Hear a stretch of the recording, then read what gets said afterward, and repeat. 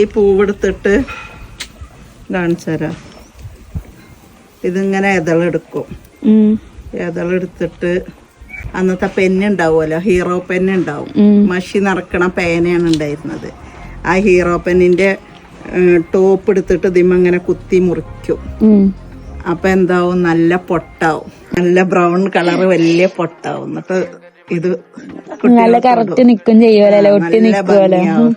ഇന്ന് നമ്മുടെ skin oil പെട്ടെന്ന് സ്റ്റോക്ക് ഔട്ടായി. അപ്പോൾ ഓർഡർ വന്നിട്ടുണ്ട്. അപ്പോൾ കുറഞ്ഞ ക്വാണ്ടിറ്റിയിൽ ഉണ്ടാക്കാൻ പോവാണ് കുറച്ച്. അപ്പൊ ഇത് ധാരാളമായിട്ട് ചേർക്കുന്നതാണ് നമ്മള് തെച്ചിപ്പൂവ്. തെച്ചിപ്പൂവിന്റെ ഔഷധ ഗുണങ്ങളൊക്കെ നമുക്കറിയാലോ, വളരെ ഏറെ ഗുണം ചെയ്യണതാണ്.